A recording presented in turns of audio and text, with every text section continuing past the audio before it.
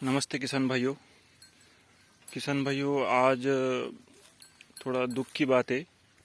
और ये वीडियो इसलिए बना रहे ताकि किसी और किसान का नुकसान ना हो। अभी ये हमारी देसी गाय है और इसको अभी ये प्रेग्नेंट थी और अभी ये 4-5 दिन में उसको अभी बच्चा होने ही वाला था। लेकिन पता नहीं अभी जैसे सामने आप देख रहे हैं कपास का खेत है, वहाँ पे ये इसको घास खाने के लिए भेजा था। तो कहीं से एक पागल कुत्ते ने उसको काट लिया और उसको रेबीज हो गया। और इसका प्रॉब्लम यह है कि रेबीज का शुरुआत में पता नहीं चलता, बाद में जानवर पर जो असर दिखने लगता है हमें, तो तभी तो पता चलता है कि इसको कुछ हुआ है। तो इसको अभी लक्षण ये है कि ये मतलब मारने को दौड़ती है, देखिए। और उसकी मुंह से लार भी निकल रही है। तो ये बहुत दुख की बात है। और किसान भाइयों, इस चीज़ को मैं दो गलतियां जो हमारी हुई है वो मैं एक्सेप्ट करना चाहता हूँ। वो पहली बात ये है कि मुझे लगता था कि हमारे खेत में किसी और कोई और जानवर नहीं आते हैं, इसलिए उनकी कोई बीमारी नहीं आ सकती, ऐसा मुझे कॉन्फिडेंट था। और हुआ भी वैसा, दूसरी कोई बीमारी तो नहीं आई, लेकिन कुत्ता यहाँ आके उसको काट के चला गया।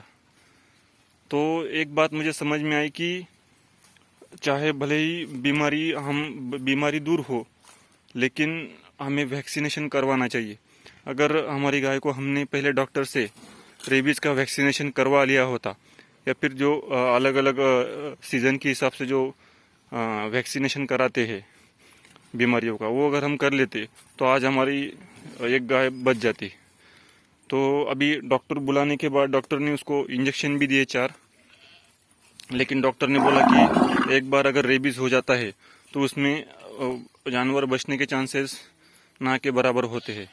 तो ये 2 दिन से गाय हमारी चारा भी नहीं खा रही है और कुछ रिस्पांस नहीं कर रही है, पानी भी नहीं पी रही है। तो मेरे आपसे एक ही रिक्वेस्ट है किसान भाइयों कि अगर आपके खेत में जानवर हो, आप भले ही आप उसकी अच्छी देखभाल करते हो, लेकिन कुछ समस्याएं हमें बता कर नहीं आती। जैसे हमारी गाय को अभी कुत्ते ने काट लिया, तो हमारे खेत में कुत्ते भी नहीं थे, लेकिन वो पता नहीं वो कहाँ से आ गया और कैसे हो गया। तो आज बहुत हमारे दुख की बात है, क्योंकि लगता नहीं है अभी गाय बच पाएगी, क्योंकि 2 दिन से उसने कुछ भी नहीं खाया है और किसी को आसपास आने भी नहीं दे रही है। तो ऐसी छोटी गलती की सज़ा हमें इतनी बड़ी मिलती है कि हमें ज़िंदगी भर उनका पश्चाताप हो जाता है। तो आपसे रिक्वेस्ट है, आपके जानवर कितने भी दिखने में भले अच्छे हो, लेकिन आजू बाजू का आप थोड़ा एनवायरनमेंट देख के आप उनको वैक्सीनेशन करवा लीजिए। सिर्फ रेबीज का ही नहीं, दूसरी जो बीमारियां रहती है उनका भी आप जरूर करवा लीजिए।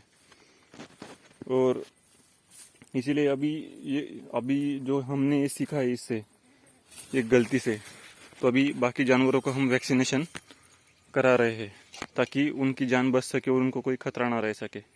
ये मेरी जैविक खेती में एक महत्वपूर्ण रोल देने वाली थी गाय। मेरे काफ़ी सपने जुड़े थे इससे, क्योंकि इसकी वजह से आगे उसकी पॉपुलेशन बढ़ी, उसके 2 बच्चे हुए और अभी एक होने वाला था और मेरे अच्छा काम होने वाला था। लेकिन अभी एक सदस्य हमारा कम हो रहा है, तो बहुत दुख हो रहा है। और यही दुख हमें शेयर करना चाहता था कि एक छोटी सी गलती की वजह से हमारा कितना बड़ा नुकसान हो जाता है। किसान भाइयों, अभी ये तो हुआ मेरा खुद का अनुभव। दूसरी एक गलती भी क्या होती है, बहुत बार बारिश की दुनिया में हमें लगता नहीं है कि बारिश कभी ज़्यादा पड़ जाएगी, तो लोग जानवरों को पेड़ से बांध देते हैं। तो जब बाढ़ आती है तो बड़े जानवर भी वो रस्सी से बंधे होने के कारण वो खुद को बचा नहीं पाते और पेड़ के सहारे वहीं पे वो मर जाते हैं पानी में डूब के। तो ऐसी भी गलतियां हो जाती है। तो कोशिश कीजिए, कुछ भी चीज़ें कभी भी कुछ भी हो सकता है, तो हमें पहले ही सोच के रखना चाहिए। दूसरा, कई लोग अपनी जो भैंसे है, बैल है, तो उसको पेड़ के नीचे बांध देते हैं, तो बहुत बार बिजली गिर जाती है तो उसमें भी काफ़ी नुकसान हो जाता है, तो पूरा बैल मर जाता है या फिर भैंस मर जाती है। तो अगर आज आप बैल खरीदने जाते हो अच्छी क्वालिटी का, तो वो लगभग 50 से 60 हज़ार के ऊपर ही मिलता है, और अगर भैंस लेने जाते हो तो वो 1 लाख के आसपास मिलती है। तो किसान भाइयों, कहने का मतलब ये है कि जब जानवर मर जाता है तब हमें 1 से 2 लाख या फिर ज़्यादा भी नुकसान हो जाता है, लेकिन उसके लिए शेड बनवाने में हमें कितना खर्चा आता है? 20 से 30 हज़ार हम अच्छे ठीक ठाक बना ले, या फिर आपकी तरफ कोई तेंदुआ वगैरह ऐसी कुछ समस्या हो तो जाली वाली लगाकर 30 हज़ार के ऊपर खर्चा नहीं आता है 2-3 जानवरों के लिए, यह हमेशा के लिए हो जाता है। तो लाखों रुपए का नुकसान होने से अच्छा है 20-30 हज़ार रुपये शुरुआत में ही खर्चा कर लेना बेहतर है। ये हमने हमारे एक्सपीरियंस से सीखा है। हमारे एरिया में तेंदुओं की समस्या काफ़ी बढ़ रही है, तो अभी धीरे धीरे लोग उसका कंपाउंड वगैरह ऐसा लगा रहे हैं तारों का। तो ऐसी गलतियां होती है। देखिए किसान भाइयों, ये शेड बनवाया है ऊपर बारिश से बचने के लिए, भले पेड़ के नीचे, लेकिन यहाँ बिजली गिरने की संभावना कम है और जानवरों को अच्छी सुविधा दी है ताकि कितनी भी तेज़ तूफान बारिश आंधी आए तो उनको दिक्कत नहीं होगी।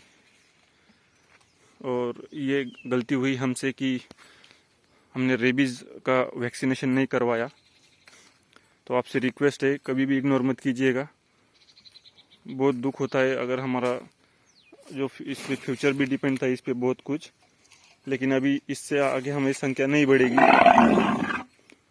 तो ठीक है किसान भाइयों, आशा करता हूँ आप अपने जानवरों को वैक्सीनेशन ज़रूर करवाओगे और इससे कुछ सीखोगे। धन्यवाद। जय गौ माता।